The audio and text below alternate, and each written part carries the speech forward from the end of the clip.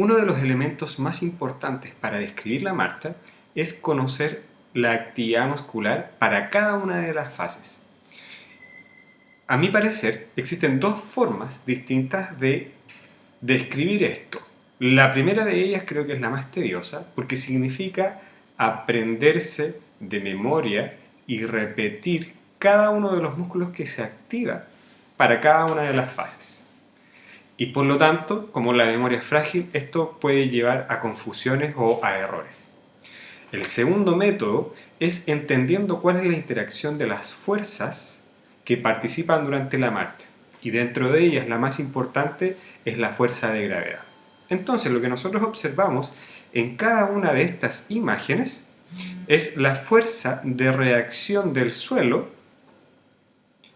en relación a la extremidad que se encuentra en apoyo.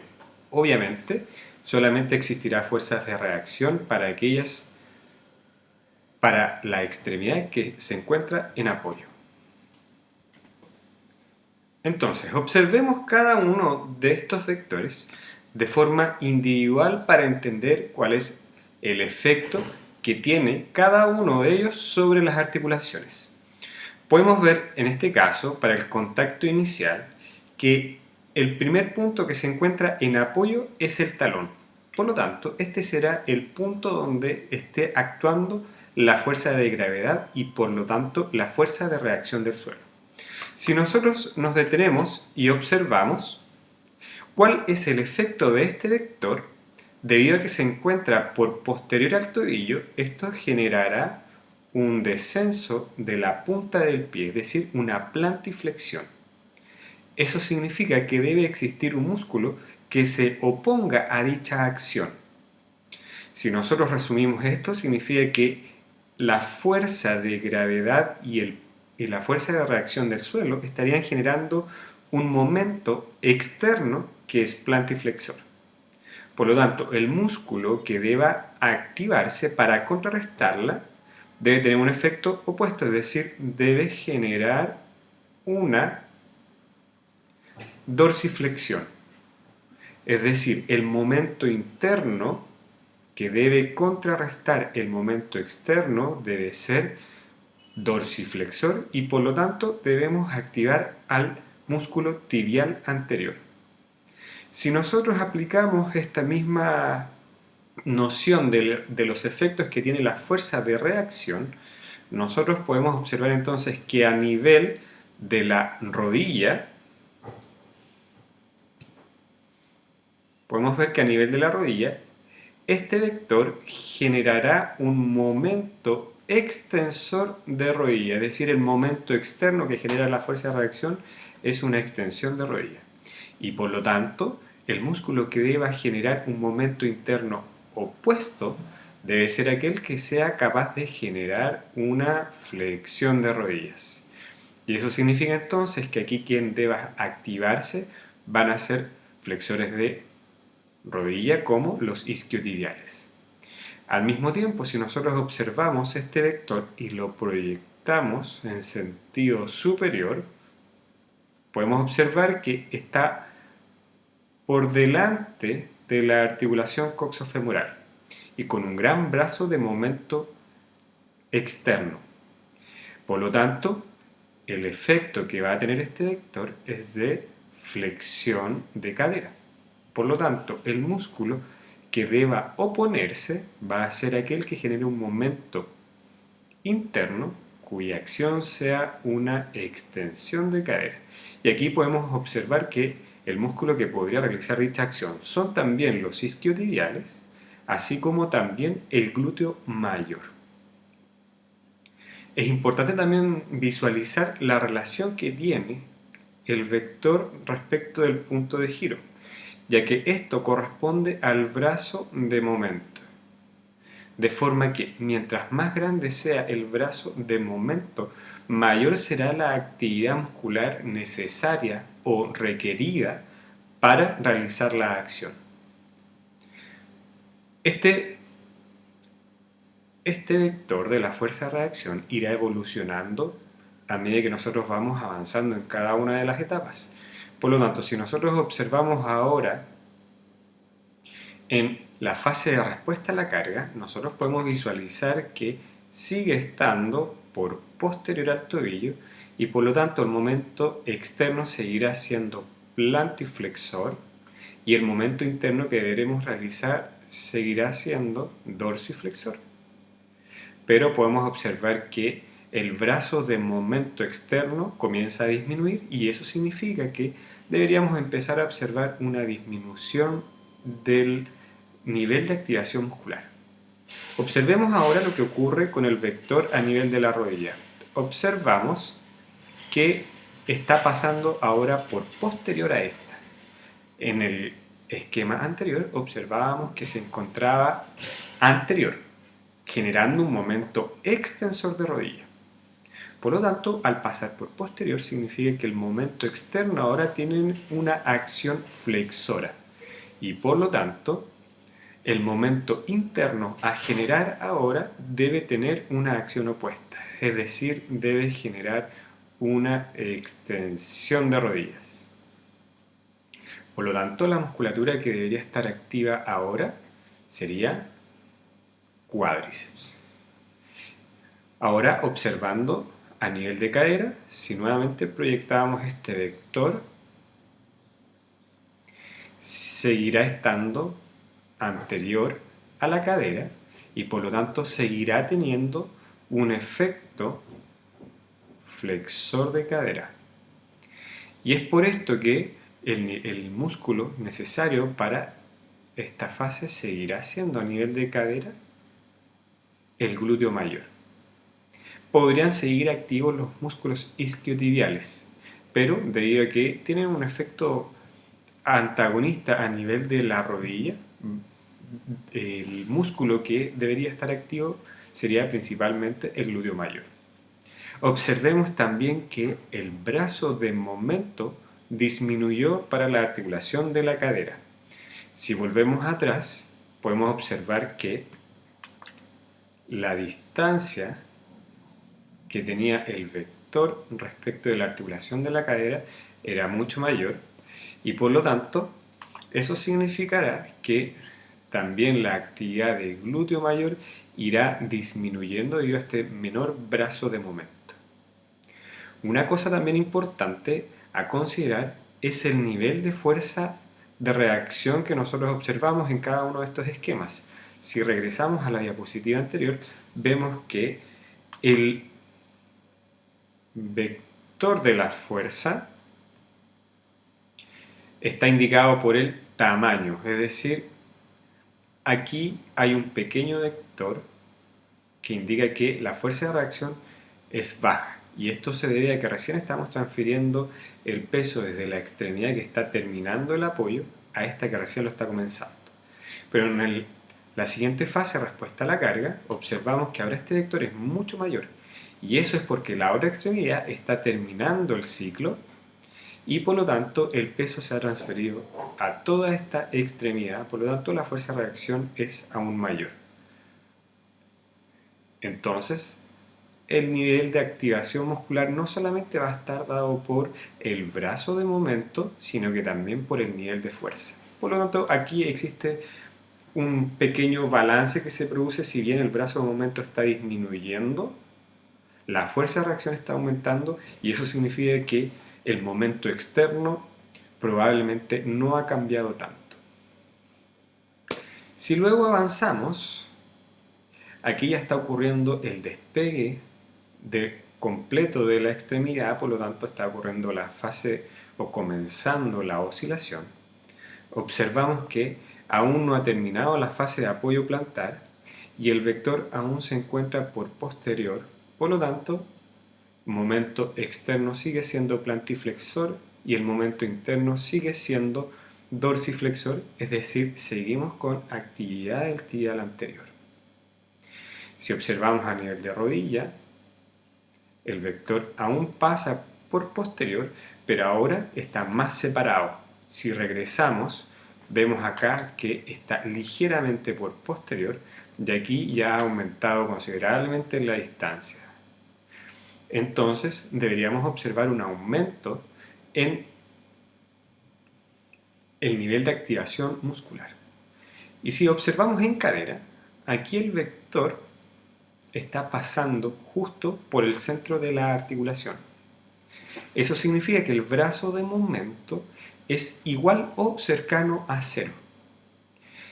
Quizás sería pertinente recordar que torque, en este caso el torque externo, será igual a la fuerza de reacción del suelo multiplicado por el brazo de momento externo.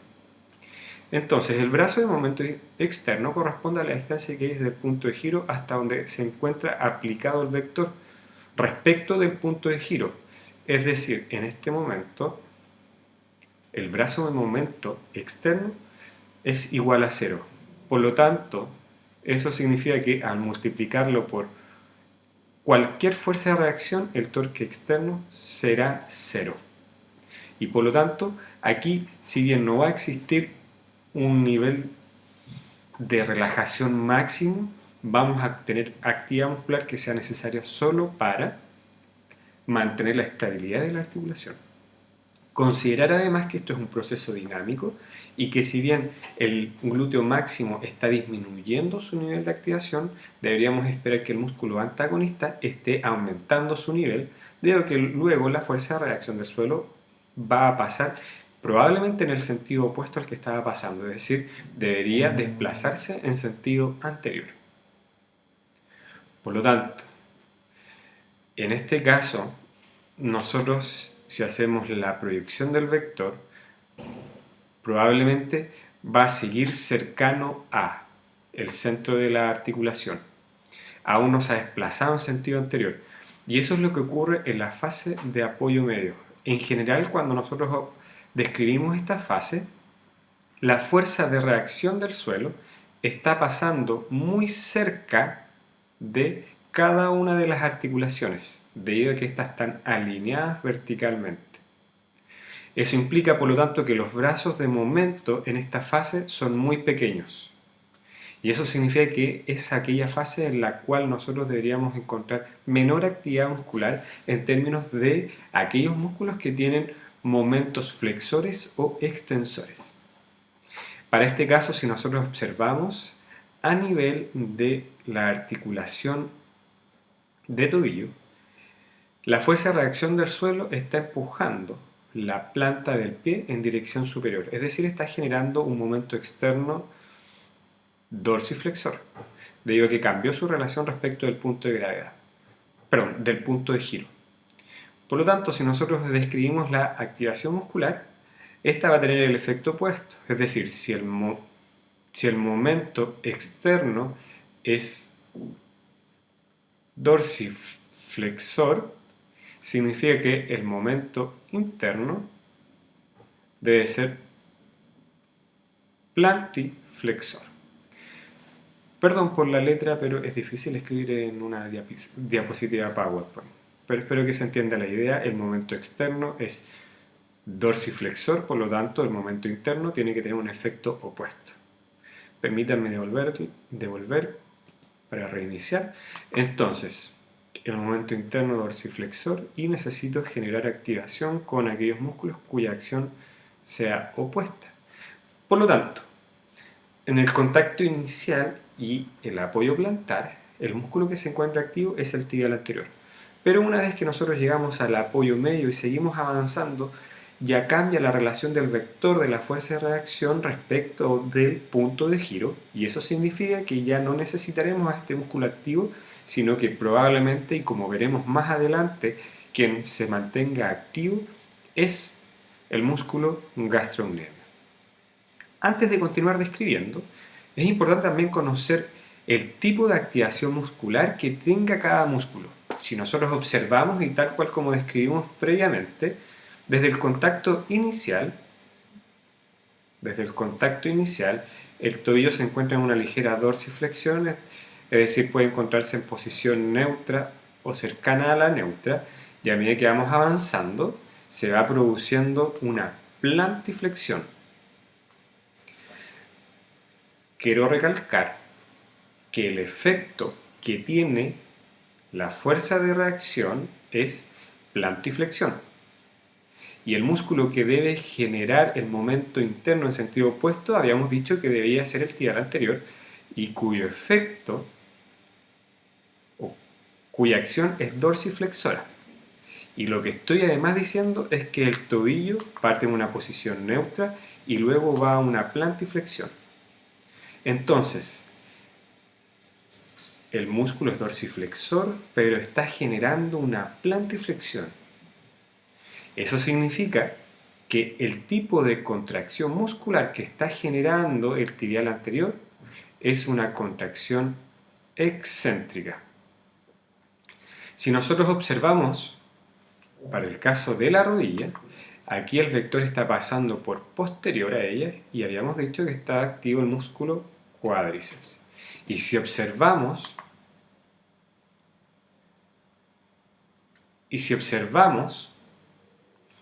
el brazo de momento aumenta, eso significa que aumenta la activación del músculo cuádriceps, y si aumenta es debido a que la rodilla está yendo hacia la flexión. Entonces, nuevamente, el músculo cuádriceps es el músculo que está activo y está llevando la rodilla a la flexión. Para ello, el músculo también necesita contraerse de forma excéntrica. Entonces, en el apoyo medio dijimos que ahora estaría activo el músculo gastrocnemiano, que previamente en las fases anteriores estaba el tibial anterior de forma excéntrica. Mencionamos también que el cuádriceps estaría activo y también lo estaría de forma excéntrica, puesto que la rodilla está yendo hacia la flexión, y también deberíamos observar un mayor nivel de activación muscular. Y si observamos a nivel de la cadera, probablemente en este caso, para este esquema, nosotros esperaríamos que exista ahora activación de los músculos flexores, puesto que está ahora cambiando su posición desde la parte anterior hacia la parte posterior de la cadera, es decir, el momento externo ahora comenzará a ser extensor y por lo tanto necesitamos un momento interno cuya acción sea flexora. Además mencioné que en esta fase de apoyo medio es aquella en la cual el brazo de momento para casi todas las articulaciones es muy bajo y por lo tanto aquí es cuando deberíamos encontrar menor activación muscular. Voy a retroceder nuevamente. Aquí habíamos dicho que el vector está pasando justo por el centro de la cadera y en las gráficas anteriores podíamos observar que estaba pasando anterior. Este es respuesta a la carga. Luego pasa justo por el centro y en el apoyo medio, si no está pasando por el centro, está desplazándose en sentido posterior. Y eso es lo que hace entonces que la musculatura necesaria sea el músculo psoas. Si nosotros ahora seguimos avanzando en el despegue de talón o el apoyo terminal, de acuerdo a cuál sea la nomenclatura de la fase de la marcha que utilicemos, podemos observar, en el caso del tobillo, existe un gran brazo de momento externo que va a estar generando un momento dorsiflexor. Por lo tanto, quien deba estar activo a nivel de tobillo serán los músculos que generan un momento interno plantiflexor. Regresaré a la diapositiva previa para visualizar la posición que tiene el tobillo. Como estamos en apoyo medio, el tobillo debería encontrarse cerca de su posición neutra. Y a medida que seguimos avanzando hacia el apoyo terminal, podemos observar que el tobillo ahora se encuentra en una dorsiflexión. También dijimos que la fuerza de reacción está generando un momento dorsiflexor y que el músculo que debe estar activo es aquel que genere plantiflexión. Y tal cual como describimos para el tibial anterior y el cuádriceps, el músculo se estará contrayendo de forma excéntrica para permitir que la tibia avance lentamente alrededor del pie que se mantiene fijo. Entonces el músculo permite este avance controlado, de forma que si no existiera, el segmento pierna colapsaría en flexión y terminaríamos en el suelo. Observemos ahora lo que ocurre a nivel de rodillas. En este caso, el brazo de momento es muy bajo. Eso significa que necesitamos muy poco nivel de activación del músculo cuádriceps. Y si nosotros observamos a nivel de la cadera, está pasando por posterior, si regresamos a la diapositiva anterior, observe, el brazo de momento externo está aumentando. Pero notar que el vector, la magnitud del vector, ha disminuido. Por lo tanto, podría haber una compensación entre el aumento del brazo de momento y la disminución de la magnitud de la fuerza de reacción. Pero lo que es claro es que el efecto que tendrá es una extensión de cadera, mientras que el momento interno que deba contrarrestarlo va a ser momento interno flexor mediante la contracción nuevamente del psoas.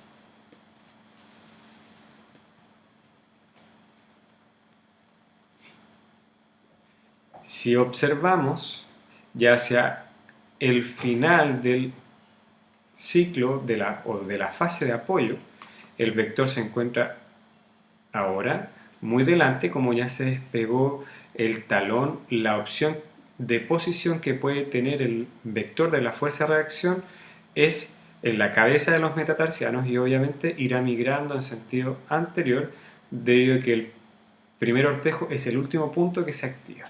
Observamos que sigue existiendo un gran brazo de momento externo cuya acción sigue siendo dorsiflexión, por lo tanto quien deba estar activo es el músculo gastrocnemio. Pero veamos, aquí está el músculo gastrocnemio activo en la fase previa y el tobillo estaba yendo hacia la dorsiflexión. Aquí sigue estando activo el músculo gastrocnemio, pero observamos ahora la posición del tobillo está en una plantiflexión, es decir, el ángulo ha aumentado. Eso significa entonces que el músculo ya dejó de contraerse de forma excéntrica para contraerse de forma concéntrica. Y el momento en el cual cambia el tipo de activación, si nosotros seguimos retrocediendo, observamos que en el apoyo medio ya debería estar ligeramente activo el gastrocnemio hacia el despegue de talón, y justo antes del despegue de talón el tobillo fue yendo en dirección de la dorsiflexión, por lo tanto el músculo que está activo era gastrocnemios de forma excéntrica, y el punto exacto en el cual cambia este tipo de contracción es cuando el talón se empieza a despegar del suelo. Es en ese momento en el cual, si nosotros pudiéramos graficar distintas posiciones, el tobillo empieza a aumentar su ángulo de plantiflexión, que es efectivamente la acción del gastrocnemio cuando se activa concéntricamente. Entonces, recapitulando, hasta el apoyo medio y el final del apoyo medio, hasta justo cuando se empieza a despegar el talón, el músculo gastrocnemio se empezará a contraer excéntricamente. Una vez que el talón se despega, el tobillo comienza a ir hacia la plantiflexión, de forma que para que ocurra el músculo debe contraerse de forma concéntrica. Si seguimos observando, el momento que genera a nivel de rodilla es de flexión, ligeramente flexión, y por lo tanto quien debe estar activo, cuádriceps, mientras que a nivel de cadera sigue siendo extensor, por lo tanto quien debe estar activo es psoas. hacia el final de la fase de apoyo, el peso se ha transferido casi completamente hacia la otra extremidad, que debería encontrarse en la fase de apoyo plantar.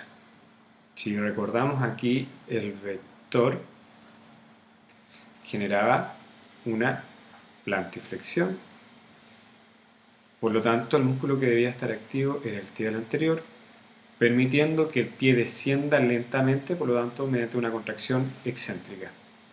Aquí el vector a nivel de tobillo sigue ejerciendo un momento dorsiflexor, el tobillo alcanza su máxima flexión plantar o extensión, por lo cual sigue contrayéndose el músculo gastrocnemio y sigue por lo tanto en una contracción concéntrica.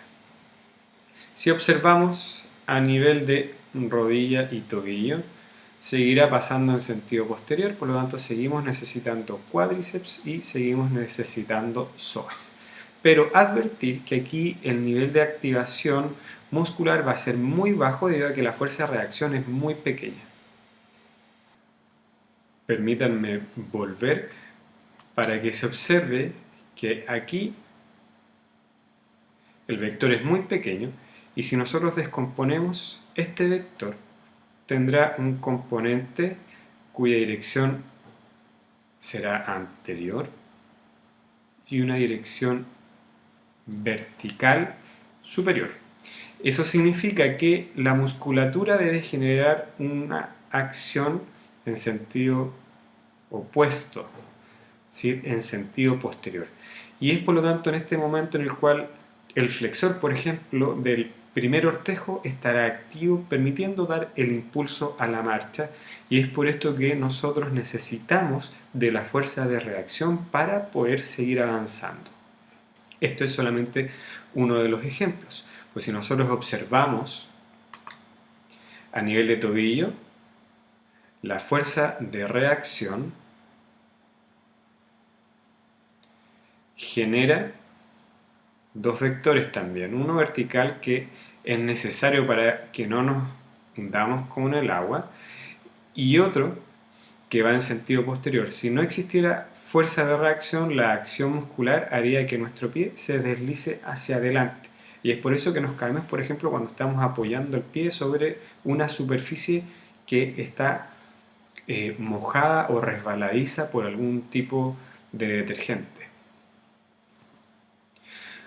Luego nosotros aquí vamos a observar que la fase de apoyo de la extremidad contralateral corresponde a la fase de oscilación de esta extremidad que estábamos analizando y por lo tanto, debido a que aquí el pie no está en contacto con el suelo, no tendremos fuerza de reacción y estará ocurriendo exactamente lo mismo que ya hemos descrito, pero con la extremidad contralateral. Podemos observar aquí también sí, algo importante respecto de la posición anterior. Entonces, tal cual como comencé diciendo, para entender y poder describir las acciones musculares tenemos dos opciones. Una es memorizarlas y la segunda es comprender cómo interactúan las fuerzas en relación a cada una de las articulaciones, que es lo que hemos descrito para la fase de apoyo. Pero en la fase de oscilación no tenemos fuerza de reacción, por lo tanto, ¿qué necesitamos para entenderlo? La fuerza peso. Entonces nosotros observamos que aquí, justo después de que se despegue el talón, el peso del segmento, por ejemplo en el caso de la pierna, generará que ésta vaya hacia la extensión y podemos observar que cuando se despegue el pie del suelo, el peso, lo graficaré tal como corresponde, del segmento muslo empujará hacia abajo y si nosotros descomponemos este vector tendrá un componente que será perpendicular y que es el que generará la flexión de cadera y otro componente que será perpendicular y debido al peso es lo que genera la descompresión de las superficies articulares, pero que en este momento no nos interesa. Lo mismo ocurre con el segmento pierna.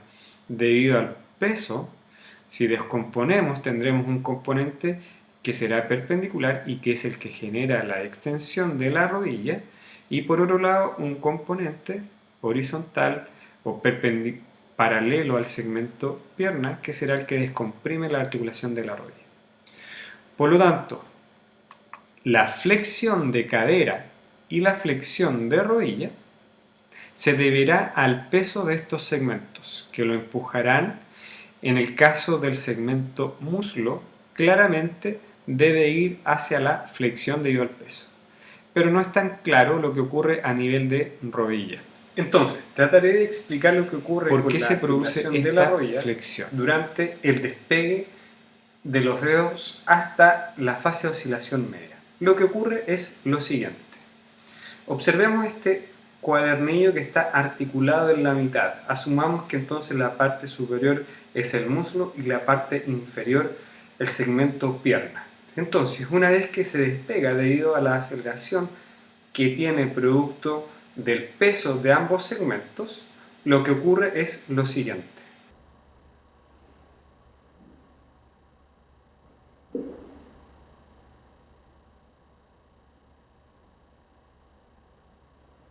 Entonces, si lo reproducimos en cámara lenta, nosotros deberíamos observar que en una primera parte el muslo avanza y debido al peso del segmento pierna, este se queda ligeramente atrás, produciéndose la flexión de rodilla.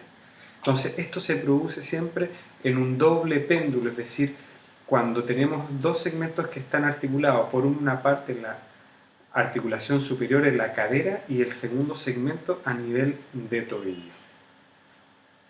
Finalmente, cuando vamos a apoyar la extremidad, entonces por esta doble flexión que se produce en cadera y en rodilla, debe comenzar a desacelerarse debido a que el doble péndulo que se produce genera una flexión de cadera y rodilla que continuará a no ser que algo produzca la desaceleración de los segmentos para preparar el apoyo de la extremidad. Entonces, si imaginamos que la cadera va hacia la flexión y que la rodilla logró una flexión pero va además hacia la, perdón, y va yendo hacia la extensión, para desacelerarlo, producto de esta doble flexión que luego continúa con una extensión,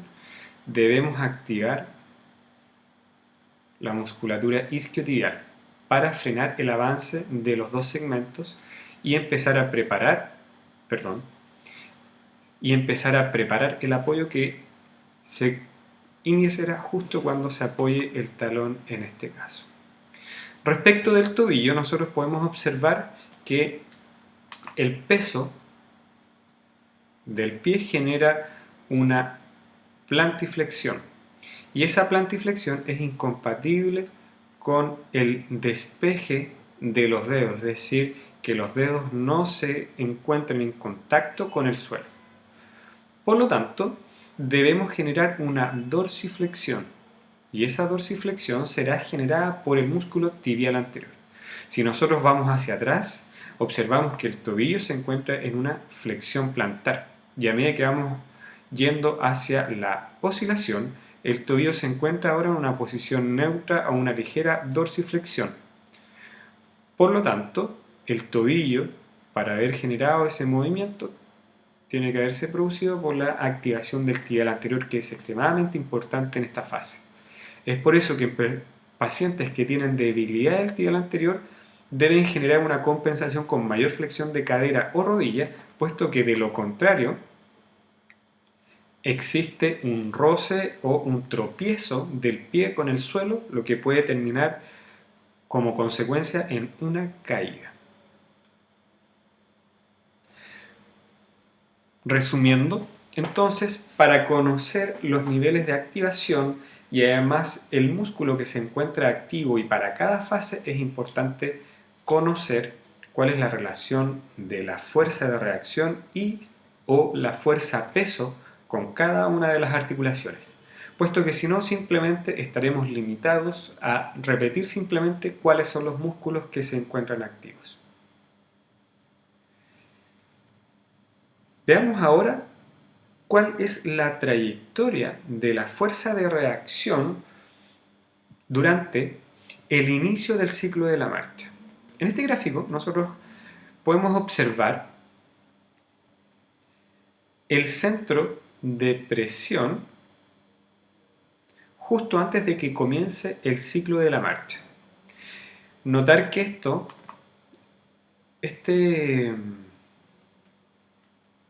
este gráfico se obtuvo con una plataforma Wii y el programa computacional MATLAB.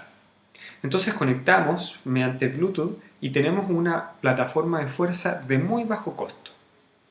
Lo que nosotros observamos entonces es una persona que está de pie sobre la plataforma y se le pide que dé el paso que inicie el ciclo de la marcha. Entonces, tal cual como hemos explicado, deberíamos saber que para que comience el ciclo debemos transferir el peso de una extremidad a aquella que va a contactar el talón con el suelo y que seguirá transfiriéndose durante toda la fase de respuesta a la carga. Entonces sería lógico pensar que si nosotros analizamos las fuerzas que se encuentran en cada pie, si estamos en el inicio, esta debería encontrarse distribuida de forma simétrica, esperando que estuviera en algún punto entre ambos pies. Y que luego cuando vamos a comenzar el contacto inicial, la fuerza se desplace en el sentido de la extremidad que va a iniciar el contacto o el apoyo. Entonces, si nosotros consideráramos esta como la plataforma, aquí podríamos dibujar un pie y aquí el otro pie.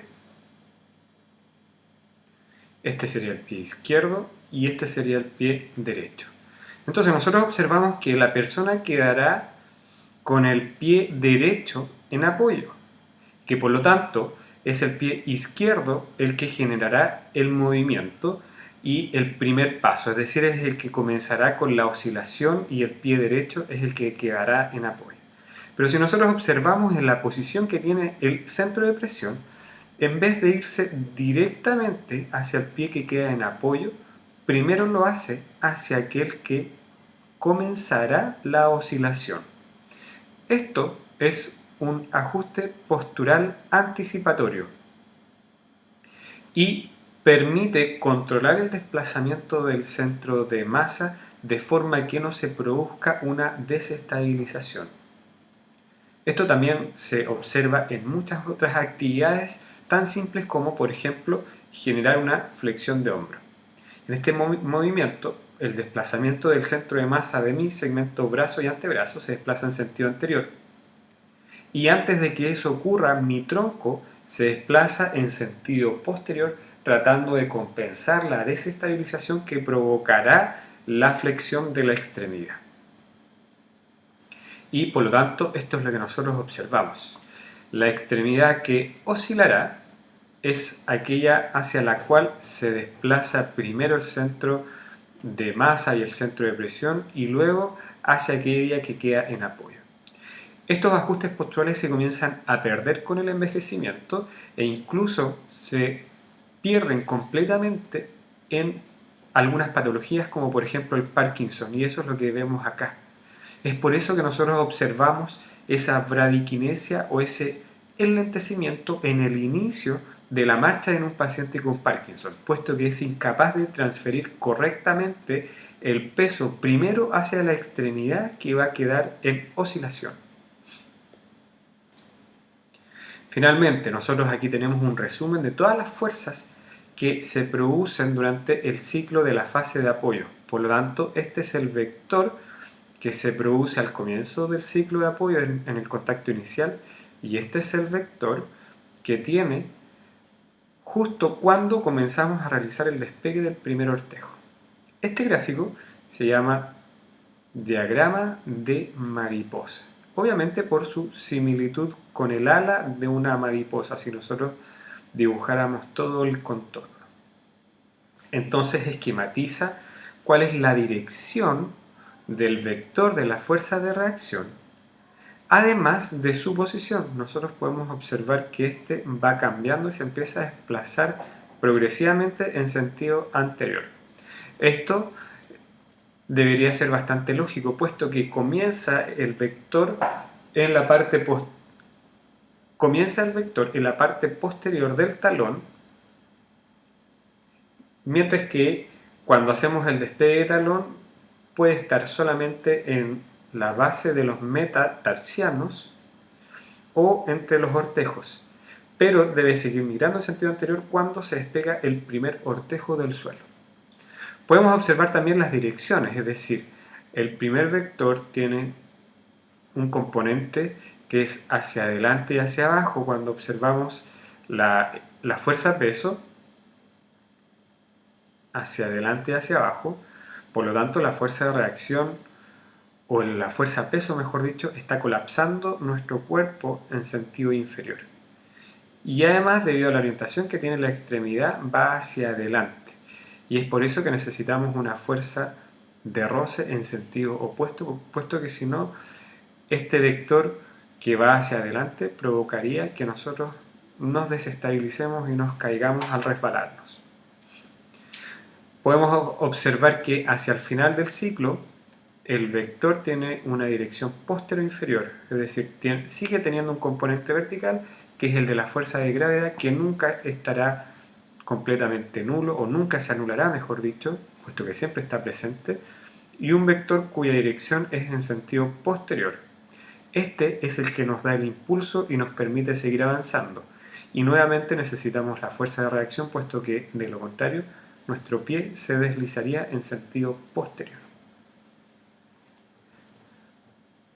Ahora, una de las cosas más importantes que debería llamar nuestra atención es la magnitud de cada uno de estos vectores. Lo primero es que si nosotros trazáramos una línea horizontal que indique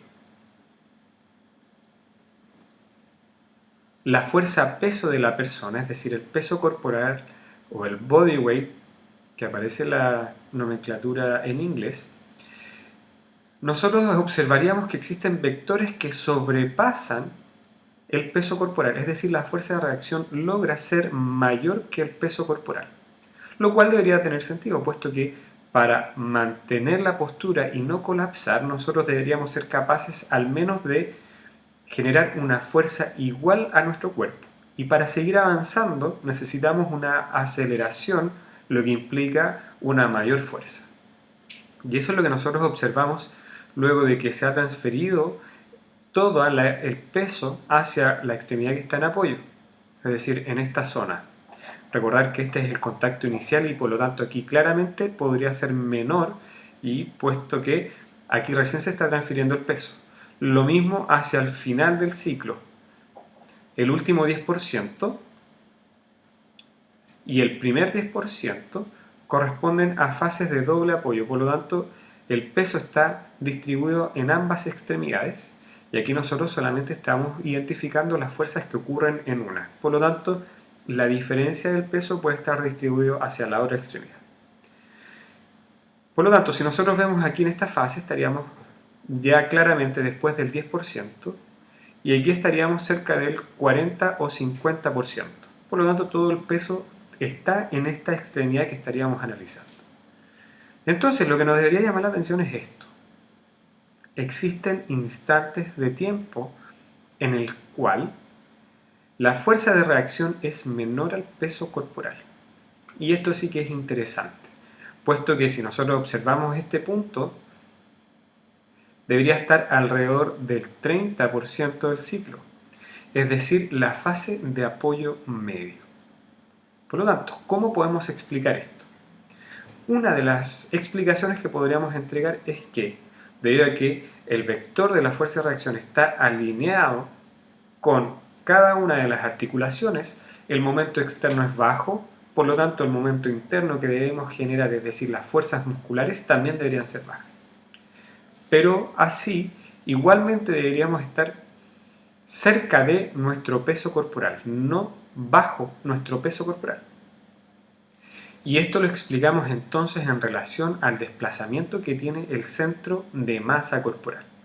Si nosotros graficáramos nuestro cuerpo, en el contacto inicial el centro de masa estaría en su punto más bajo Y en el apoyo medio, el centro de masa está en su punto más alto para luego volver a bajar en el despegue de talón y despegue de los dedos y luego volver a subir en la oscilación media, que es el punto en el cual corresponde con el apoyo medio, para luego volver a bajar. Es decir, si nosotros ponemos porcentajes del ciclo, este es el 0, este corresponde al 30, aquí estaríamos entre el 50 y el 60, aquí estaríamos entre el 75 u 85 y aquí volveríamos al 0% del ciclo. Por lo tanto, en la fase de apoyo medio, el centro de masa se encuentra en su punto más alto. Si nosotros analizamos el desplazamiento que tiene, está acelerándose hacia arriba y hacia adelante constantemente. Por lo tanto, esto implica que la aceleración que tiene el centro de masa es en el sentido opuesto a la aceleración que tiene debido a la gravedad. Es decir, la aceleración que le imprime la acción muscular lo desplaza en sentido superior, mientras que la fuerza de gravedad va en sentido opuesto. Entonces, esta aceleración en sentido superior es lo que hace que la aceleración de la gravedad tenga menor efecto. Entonces, si nosotros recordamos, la fuerza es igual a la masa por la aceleración. Siempre la masa será constante, puesto que esta no está cambiando durante un ciclo de marcha. Es decir, siempre nuestra masa será la misma. Pero nuestra fuerza no, debido a que estará afecta también por la aceleración que tenga nuestro cuerpo. Por un lado, esta aceleración va en sentido inferior producto de la gravedad, es decir, de los 9,8 metros partido por segundo cuadrado, pero también va a estar siendo contrarrestada por la aceleración que le imprime nuestra acción muscular. Por lo tanto, es ese factor el que incide en que la fuerza de reacción sea menor durante esta fase del ciclo.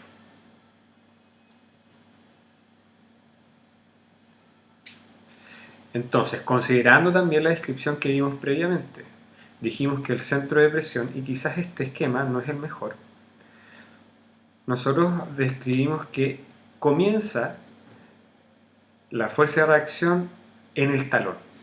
La pregunta es ¿en qué zona del talón? Y si nosotros vemos nuestro calzado, vamos a observar que la parte que tiene mayor desgaste es la zona posterior y lateral.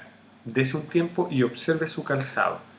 Entonces, debido a que el ángulo del pie es entre 7 o 10 grados aproximadamente, nuestro pie se encuentra ligeramente rotado. Y es por eso que la primera zona de contacto es la zona posterolateral. Luego comienza a descender el pie y la fuerza de reacción y el centro de presión, que es también lo que vimos en el gráfico anterior con la plataforma Wii, se empieza a desplazar y va más bien por el borde. Yo considero que este gráfico, este esquema no es muy bueno, puesto que se representa muy central y no se representa que el inicio da un contacto a nivel posterolateral. Entonces, luego la fuerza de reacción y por lo tanto el centro de presión va por el borde lateral del pie, hasta que si ustedes se fijan alrededor del 30% en el apoyo medio ya se ha desplazado en sentido anterior, y nótese que en el 50% ya debería estar a la altura de la cabeza del primer metatarsiano.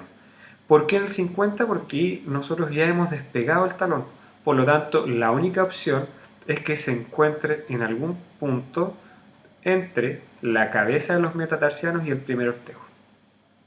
Finalmente, el último punto en despegarse es el primer ortejo. Por lo tanto, aquí quisiera recalcar entonces que la dirección que tendría el centro de presión y por lo tanto las fuerzas de reacción son las líneas que he marcado y no las que aparecen en este esquema. Si el esquema corresponde con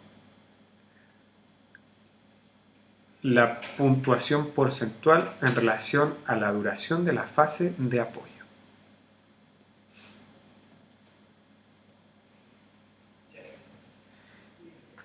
Entonces, si nosotros resumimos, es importante conocer la posición de cada uno de los vectores de la fuerza de reacción.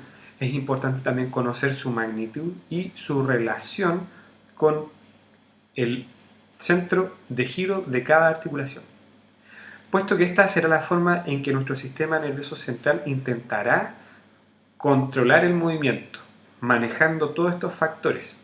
En esta diapositiva nosotros podemos ver un esquema que me parece bastante gráfico acerca de cómo se produce el control muscular durante la marcha. Y este monito que aparece acá representa el homúnculo motor, que es esta representación cortical que tenemos acerca de cada uno de los músculos y que está claramente descrito y organizado en nuestra corteza. Entonces se aprecia cómo este monito intenta controlar el descenso del pie mediante una contracción excéntrica del músculo tibial anterior durante las fases desde el contacto inicial hasta el apoyo plantar, y cómo luego debe cambiar la cuerda que debe tirar para controlar el movimiento del segmento tibia, porque de lo contrario él se iría hacia adelante. Entonces aquí toma la cuerda y la empieza a soltar lentamente para que la pierna pueda avanzar de forma controlada. Pero cuando vamos a despegar el talón del suelo, es necesario que comience a tirar la cuerda, es decir, pasa de una contracción excéntrica en este punto hacia una contracción concéntrica de aquí en adelante. Entonces, si nosotros observamos las acciones musculares, estas tendrán perfiles de niveles de activación de acuerdo al ciclo que nosotros hemos descrito. De esta forma, si nosotros vamos a los músculos que describimos con claridad, el gastrocnemios, por ejemplo, estará activo desde el 10% de la fase y aproximadamente hasta el 50% o incluso el 60%. Aquí podemos ver menor actividad, recordemos, porque el nivel o la magnitud de la fuerza de reacción es muy baja. Si nosotros observamos, por ejemplo, el músculo tibial anterior está activo durante el primer 10% del ciclo y luego estará activo durante la fase de oscilación. Si observamos los músculos isquiotibiales, dijimos que estos debían desacelerar la extremidad durante la fase de oscilación, preparar para el apoyo y luego en el contacto inicial comienzan a desactivarse, y si observamos el músculo cuádriceps comienza con un bajo nivel de activación y luego empieza a aumentar. Y aquí probablemente debería mantenerse con un nivel de activación durante la fase de apoyo medio, que quizás este esquema tampoco es muy bueno. Entonces, resumiendo las acciones musculares, los grupos musculares están activos en o cerca del contacto inicial o en el despegue. Esto es debido a que será cuando nosotros tengamos momentos externos mayores. Mientras que durante el apoyo medio y la oscilación media, debido a la posición del vector muy cerca de cada uno de los centros articulares, generarán un momento externo muy bajo y por lo tanto necesitaremos menor actividad muscular. Esto será cierto excepto para el glúteo medio. Si nosotros observamos y nos devolvemos que este es un músculo que no habíamos mencionado, el glúteo medio será aquel músculo que tenga un mayor nivel de activación cuando se encuentre en la fase de apoyo medio. Es por esto que la debilidad del músculo se visualiza cuando estamos en la fase de apoyo medio.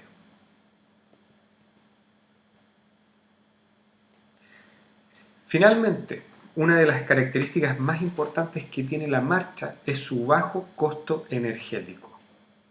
Eso quiere decir que nosotros hemos evolucionado para que tenga muy poco costo energético y por lo tanto hemos evolucionado para ser eficientes.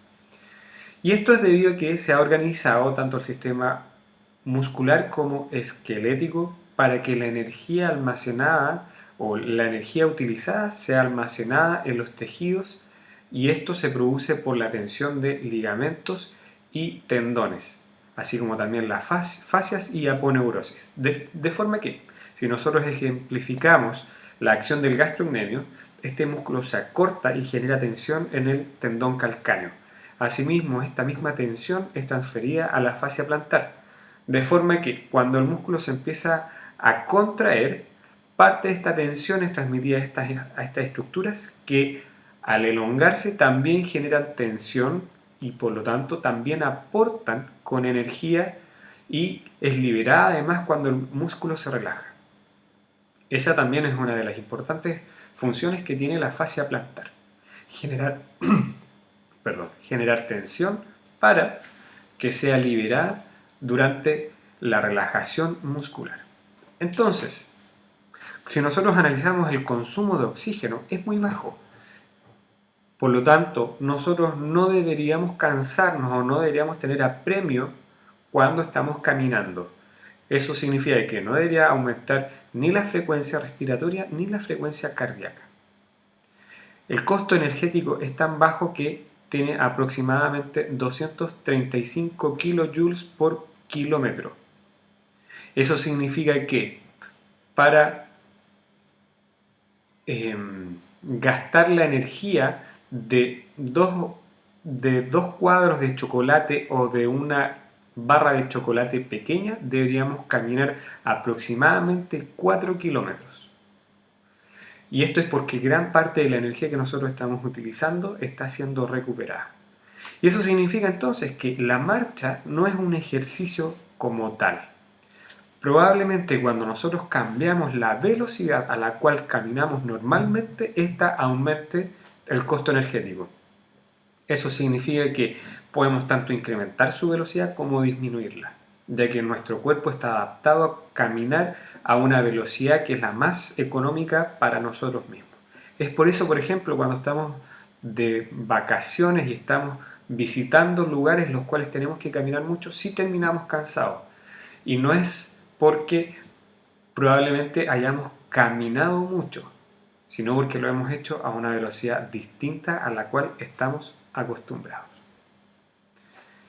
Espero que hayan quedado claros los conceptos, así que si tienen dudas, no duden en escribirme. Muchas gracias.